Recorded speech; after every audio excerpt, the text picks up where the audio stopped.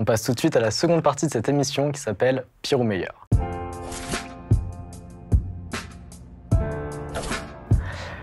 Vous allez pouvoir, dès maintenant, me raconter une anecdote, commence qui veut. Tout le monde n'est pas obligé d'en raconter une, si vous n'avez rien à raconter parce que votre vie est creuse. C'est le présentateur qui vient. C'est pour ça qu'on est là, en plus, ouais. Mais voilà, si elle est touchante, si vous en avez retiré quelque chose, si elle est drôle, si ça vous a permis d'apprendre, si ça vous a permis de réaliser un truc dans le monde, c'est maintenant. Et Nézar, je suis sûr qu'au State, il s'est passé des trucs. Bon, non, en vrai, ça dépend. Non. On censure ou on censure pas? Non, c'est pas ça. C'est que c'est très récent en plus. C'est pas que c'est le pire, mais c'est le plus frais dans ma mémoire, tu vois. C'était en septembre, justement. Bah, c'était avec la même boîte de prod avec qui j'ai l'habitude parfois de faire des sortes de gros tournages américains, mais en assistant prod. Là, cette fois-ci, pas avec un salaire de stagiaire, ça fait plaisir. Et là, cette fois-ci, ils tournaient en Corse, en fait.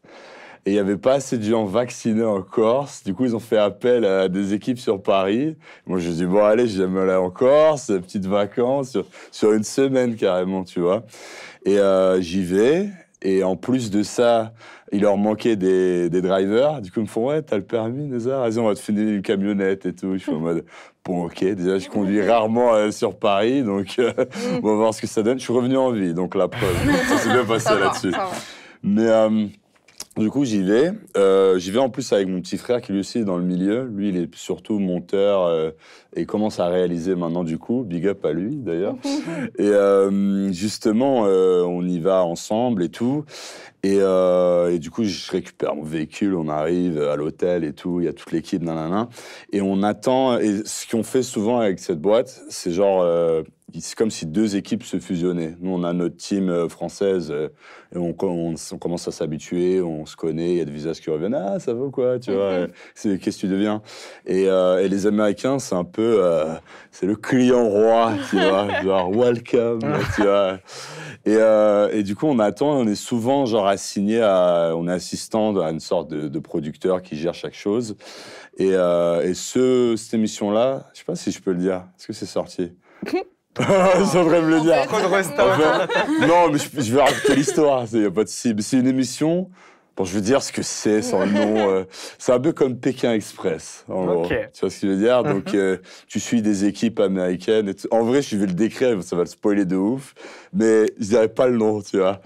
Et du coup, c'est des équipes qui voyagent dans le monde et tout. Et du coup, chaque pays est censé avoir un peu leur équipe de prod sur place. Donc, nous, on est l'équipe française.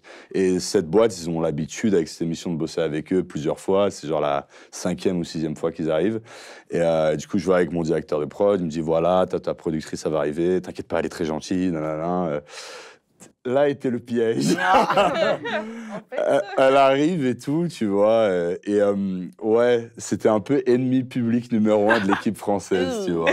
Ils s'entendaient avec personne, nonchalant, tu vois. Pas du tout une bonne ambiance. Et là, tu vois, c'est un moment d'expérience professionnelle où tu prends sur toi. Là, ça a vraiment été un challenge pour moi et une épreuve pour ma patience. Et de toute façon, c'est pas la première fois que j'ai eu des patrons grave chiants. Du coup, j'ai pu user de ces expériences passées. Ouais. Mais c'est hors artistique. Du coup, j'essaie de nourrir ça aussi, ces expériences dans le passé. Tu vois, c'était dans le cadre de ma licence. Tu vois, vu que c'était en éco et tout. J'ai pu faire des stages dans autre chose. Et du coup, pendant cette semaine en Corse, j'étais là en mode robotique, à la codure partout, je dis rien, tu vois, avec ça. Mais aussi, je devais l'accompagner partout. Et rien, il n'y a pas de discussion et tout. Mais moi, j'aime bien parler, la preuve. et du coup, j'étais en mode, bon, allez, tranquille, il reste 3 jours, tu vois.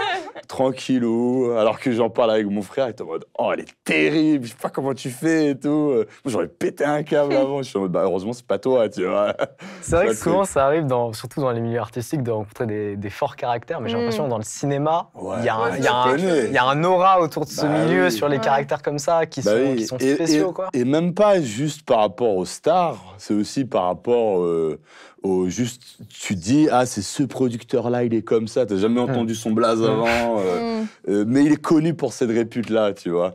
Et du coup, la semaine se termine. J'étais en vie, tu vois, par rapport à ça aussi. Je retourne voir mon directeur de prod. Il me dit, ouais, ça s'est bien passé avec l'autre et tout. Et j'étais en mode, ouais, ça va, mais t'aurais pu me prévenir. Il m'a dit, non, mais t'inquiète, je savais que t'allais gérer et tout. J'avais confiance en toi. Mais il est super comme directeur. Voilà. Et du coup, ça, c'est un peu l'anecdote où j'ai dû suer un petit peu. Quoi. Et prendre sur toi, faire des efforts. Ouais. Mais et après, c'était sur un projet incroyable, tu vois. Ouais, ça va, en termes d'expérience, en contrepartie, ça va coûter première fois, genre, je quitte chez moi pour du taf. Et c'est quand même dans le cinéma, l'audiovisuel. C'est super émancipant, tu vois, ouais. Et en plus, c'est la Corse, c'est trop beau, la Corse. Si vous étiez allé en Corse, prochaine vacances. Truc, là, comme ça, je suis pas sponsorisé par l'Office de tourisme Corse, mais... On aimerait bien les avoir un sponsor. Appelez-moi. Mais en tout cas, ça, c'est l'anecdote que j'avais en tête. Et ouais. Stylé. Ça pèse. Ouais. Inès, une petite histoire à nous raconter ou pas? Ouais, disons que c'était quand j'ai commencé ma formation. Et disons que c'était vers la 2e année, donc l'avant-dernière année, où là, je commençais à me faire un petit nom dans le milieu. Donc là, j'avais fini mon stage chez Bastien Yves et j'avais reçu des propositions de contrats chez de grosses maisons d'édition. Okay. L'une en particulier, c'est Glénat, c'est l'éditeur de Titeuf quand même. Ouais, voilà. Et franchement, je m'attendais pas à ça. J'étais super heureuse. Et là, pour la première fois, j'ai eu affaire au revers de la médaille concernant les auteurs masculins, tu vois. C'est-à-dire que j'en ai parlé à des potes, tu vois, j'étais super heureuse. Et alors, est-ce que je peux dire des gros mots ici, honnêtement? Bien sûr. Ah, d'accord, ok. Non, parce que, en fait, je m'attendais pas à ça, mais je pensais qu'ils allaient être super contents pour moi, comme moi, je serais content pour un pote, tu vois. En fait, non, ils m'ont dit « Ouais, c'est que pour ta gueule et ton cul qui t'a proposé ça. » Donc, j'étais « Ah, super, l'amitié. Ah, génial. » Même mon ex, pendant notre histoire, il m'a reproché d'être une femme autrice et que je lui volais la vedette. Mais je pense que c'est parce que j'étais une femme et que ça lui plaisait pas trop. Okay. Et du coup, voilà. Donc, et puis, j'ai plein d'autres anecdotes là-dessus. J'ai dû vraiment m'affirmer et dire voilà, vous n'avez pas à me regarder en tant que femme, mais en tant qu'artiste à part entière. Et j'ai pas envie qu'on me voit comme ça. Et, 10 000 Ah bah voilà, vraiment. Mais c'est tellement dur, putain, surtout quand t'es une femme et de percer dans un milieu artistique, c'est tellement compliqué parce que direct l'approche, elle est pas pareille que quand t'as un mec devant toi, tu vois. Et du coup, t'es là, mais non mec, moi je suis là, je monte mon taf, je suis là pour toi, je consacre du temps pour toi, ça veut dire que j'investis de l'espoir pour notre collaboration et toi tu me réduis à juste une gueule, un cul, voilà, un corps quoi. Et c'est dégueulasse, mais en fait, je me suis dit, tu sais quoi, tu vas poser tes ovaires sur la table, tu vois, et tu vas montrer ce que tu sais faire. Tu vas leur montrer ce que tu sais faire. Et quand j'ai sorti mon livre, j'ai eu pas mal de personnes qui m'ont dit, qui m'ont approché comme ça, et je leur ai dit, non mais ça va pas ou quoi? On est en train de bosser ensemble. T'as pas à me parler comme ça, t'as pas à me dire des choses comme ça. Ça, c'est des personnes qui étaient dans ton cercle proche. Cercle proche ou même des gens avec qui j'avais envie de bosser, tu vois. Donc ça m'a permis de faire du tri, tu vois. Clair, franchement, voilà, on retient les vrais amis, les vraies personnes. Ça, c'est dur à faire. C'est tellement difficile. Ça doit créer des déceptions aussi. S'il y a des personnes dont tu aimes le travail et qui humainement sont pas, entre guillemets, à la hauteur de tes attentes ou au minimum viables, quoi. Ouais. En fait, ça m'a surtout déçue d'un point de vue amical aussi parce que c'est des personnes en qui j'avais vraiment confiance et j'étais vraiment heureuse, tu vois, de les connaître et voir leur côté sombre comme ça. Mais c'est assez couru dans mon milieu, je pense que dans tous les milieux artistiques. La photo. Voilà, non mais voilà, mais je sais pas, j'ai une pote aussi qui a été assistante pour Guarnido, celui qui a fait Black Sad, il a bossé avec Disney, etc. Et on lui a dit, c'est parce que t'es une femme, voilà, c'est pas du tout par rapport à ton talent. J'étais super, voilà. Mais grave, génial. En plus, c'est son ex qui lui a dit ça quand même, droit dans les yeux, tu vois. Donc. Ça me sonne un peu ça. Ouais, super. Et du coup, je me suis dit, tu sais quoi, quand tu sors ton livre, tu leur montres ce que tu sais faire. Et quand j'ai sorti mon livre, là, les gens ont commencé à me regarder autrement. Et ils se sont dit, waouh, du haut de ses 23 ans, cette petite nana, elle arrive à faire tout ça. Donc maintenant, respect, on se tait et on l'écoute, tu vois. Et maintenant, quand j'ai quelqu'un au téléphone, même là, par exemple, pour la box de sextoy, c'est dur à dire, purée. Il y a beaucoup de X, mais c'est très équivoque ce que je viens de dire. Mais comment dire, pour la box, quand j'ai eu le mec au téléphone, Bah, du coup, même si on parle de cul, on parle de choses que je dois dessiner qui sont assez hard quand même, on parle de BDSM, etc. Moi, je garde vraiment une attitude pro et tout, tu vois. C'est mon travail, c'est pas comme si on me proposait une prestation, tu vois, genre, c'est pas pareil et tout. Et du coup, bah, maintenant, les gens me respectent plus, ils me voient vraiment comme une femme artiste à part entière et pas comme une meuf qui est là, qui profite de son physique, Oui, exactement. Parce qu'à la base, tu t'es imposée. Ouais, voilà. Mais c'était dur, hein, parce que c'était un long travail. C'est jamais vraiment fini en soi. C'est jamais fini. C'est jamais fini. Mais c'est trop marrant parce qu'une fois que tu t'es imposé, tu vois le regard de ces gens-là et ils sont tout penauds d'un coup. Ils sont là, ils sont aux petits soins et tout. Ils voient qu'il y a quelque chose à tirer de toi maintenant. Exactement. Donc ils se sentent obligés d'être dans une posture plus profitante. Quand même. Mais c'est d'une tristesse quand même quand on arrive là et quand on soit obligé de se battre, machin. Mais pour des discriminations juste de sexe, quoi. Juste, du coup, si je peux enchaîner. Bien sûr. Non, mais parce que voilà. Tu parlais du coup de ce problème-là en étant une femme. Moi, du coup, la photo, je l'ai pas précisé tout à l'heure, mais c'est de la photo que je fais que sur moi. C'est-à-dire que je fais que des autoportraits. Et je sais que pour certains qui connaissent pas ce milieu, etc., ça peut paraître très narcissique, mais c'est vraiment tout le contraire. C'est-à-dire que quand moi, là, par exemple, ce soir, quand je rentre et que je me colle des trucs sur la tête, c'est pas moi. C'est-à-dire que je rentre dans mon personnage mais je sais même pas ce que c'est. J'ai aucune idée de ce que je vais faire. C'est juste mes mains qui servent de pinceau, de peinture, de trucs, de bouts de papier, de carton, juste ça vient direct. Et je vois si c'est joli, des fois c'est gore, des fois c'est dégueu. Après, je m'en trouve avec de l'argile qui colle partout et c'est moche. Et du coup, je me lave le visage, mais du coup, je refais par-dessus. Enfin bref. Donc, c'est moi qui me prends en photo avec mon Canon comme ça en selfie devant mes lumières. Parce que maintenant, j'ai des lumières, Dieu merci. Avant, je faisais tout avec, avec les lampes de chevet qu'il y avait chez moi, etc. Mais c'était ce niveau-là, tu vois. Même la caméra de mon téléphone, mon ancien téléphone, mon Wiko. Enfin, moi, c'était un petit niveau. En plus, c'est un Wiko, Exactement. En plus. Exactement. Bon, maintenant, j'en ai pas. Mais bref. Oui, donc pour. Ça paye la vie d'artiste. C'est pas ça qui m'a payé, malheureusement. Mais bon, écoute. On espère dans quelques années. On espère bien. Et du coup, oui, pour revenir à ça, moi, la première photo que j'ai postée, et ça devait être en mars, j'avais déjà un compte Instagram, mais c'était des comptes, des photos un peu normales de compte Instagram, tu vois. Première photo que je poste, moi je commence à avoir mon corps qui change et qui s'affirme vraiment en tant que femme, donc un corps calipige, tout ce que tu veux, un vrai corps de femme. Donc moi je me retrouve dans ce corps-là, déjà dans un quartier qui n'est pas forcément propice à être une femme, parce que maintenant en général je sors en sweatshirt, je veux qu'on voit aucune forme parce que voilà, bon, on l'évitera les détails. Mais du coup, ouais, même chez moi, tu vois, les fois quand je vais me laver, etc., je me rends compte que j'ai un corps de femme et je me dis merde, j'en fais quoi? Est-ce que je voulais le cacher tous les jours? Est-ce que je mets des trucs larges? Bref. Mais du coup, quand j'ai eu la période où j'ai commencé à faire des photos, le premier jour, je sais pas ce qui s'est passé, c'est juste ma tête mon corps qui l'a fait tout seul et je me suis pas bloquée et je suis très très fière de moi là-dessus parce que vraiment, c'est bien que je l'ai fait. C'est que je me suis mis dans une tenue, un espèce de soutif rouge un peu sexe, tu vois, genre un grand décolleté, donc avec mes formes, voilà. Et donc je fais mon shoot photo avec ma mère qui était à côté, elle voyait très bien, elle a toujours su, elle me soutient à fond, je l'aime. Mais donc je fais mes photos et puis je les poste. Et j'ai eu des réactions, mais juste horribles. Mais vraiment abominables. Mais de gens même très proches, que je considère comme ma famille, qui me disaient « mais tu deviens une pute en fait ». Genre c'est pas... Meuf, non mais c'est... Il m'est arrivé la même chose. C'est hyper bien. Non mais il m'est arrivé la même chose, je te jure. Mais si tu veux, quand quelqu'un te dit, alors que c'est ton pote, que tu deviens une... Enfin, c'est quand même des mots, ça a du sens, tu vois. Alors que juste, c'est ton corps, c'est quand même extraordinaire. Parce que moi, si tu veux, encore... Enfin, je peux même pas dire ça, parce que même les filles qui posent que leur face en bikini à la plage ou quoi, écoute, elles font ce qu'elles veulent. Enfin, qu'est-ce qu'on s'en fout. Mais chacun fait ce qu'il veut. Mais c'est ça. Et puis, s'il y en a qui sont assez bêtes pour penser que c'est des putes parce qu'elles font ça, qu'ils le pensent, mais qu'ils ne le disent pas, par contre, parce que ça leur regarde pas, tu vois. Et donc, moi, quand je poste ça, je m'affirmais un peu, tu vois. Et donc, une fois que j'ai fait ce post-là, j'ai plus jamais refait de photos de mon corps ou quoi, parce que c'est pas ce qui m'intéressait. C'était pas du tout parce que j'avais honte ou quoi. Enfin, bon, j'avais honte aussi, mais pas à cause d'Instagram.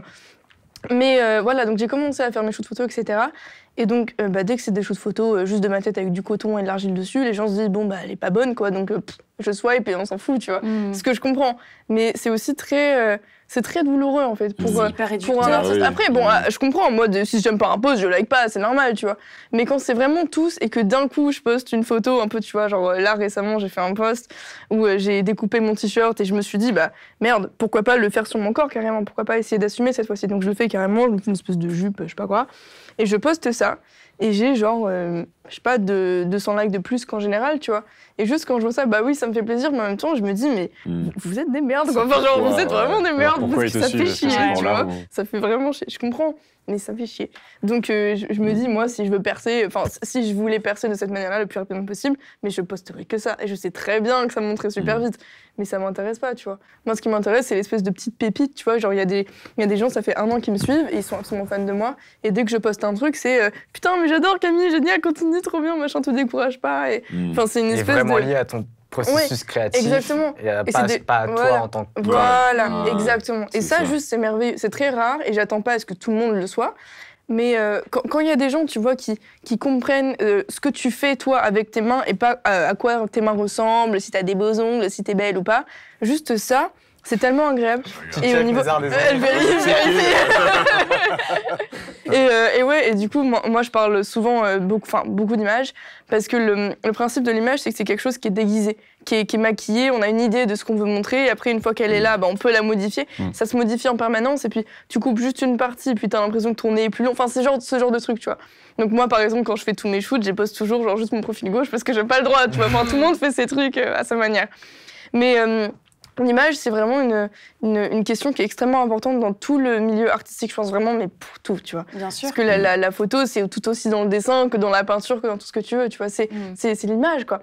Et donc, moi, j'ai jamais fait... Donc, je suis autodidacte en photo, en maquillage, en tout. J'ai jamais pris de cours. Et c'est pas que ça m'intéresse pas, mais que pour l'instant, j'ai besoin de patouiller, tu vois. Comme quand t'es petit et tu prends la gadoue, les trucs, machin, et tu touilles un peu. Et voilà, ça te fait un pot de sorcière et tu te sens le roi du monde. Voilà, moi, c'est ça que je fais, mais à bientôt 19 ans. Et je kiffe ça.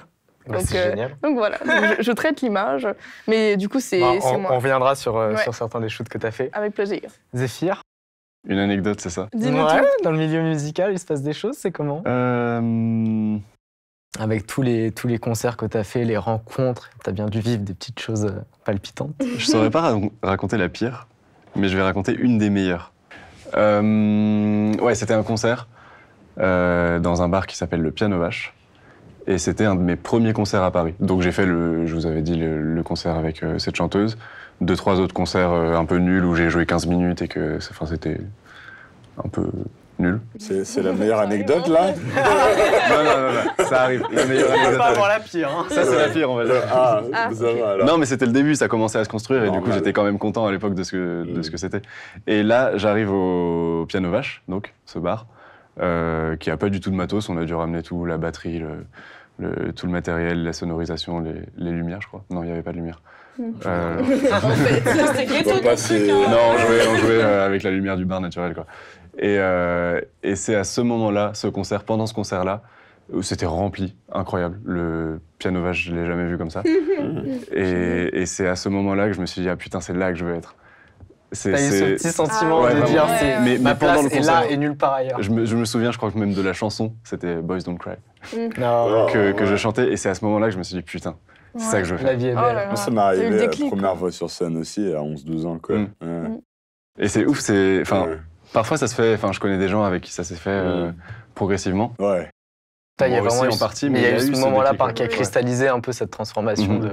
Et alors à ce moment-là, tu sais que tu veux faire de la scène, de la musique en particulier. Mais justement, j'étais déjà, je me dirigeais vers la musique, mais à ce moment-là, je me suis dit, vas-y, je veux être sur scène. Je veux pas, je veux aussi composer, je veux aussi faire des trucs, je sais pas en fait. Et puis ça dépend des opportunités que j'aurai.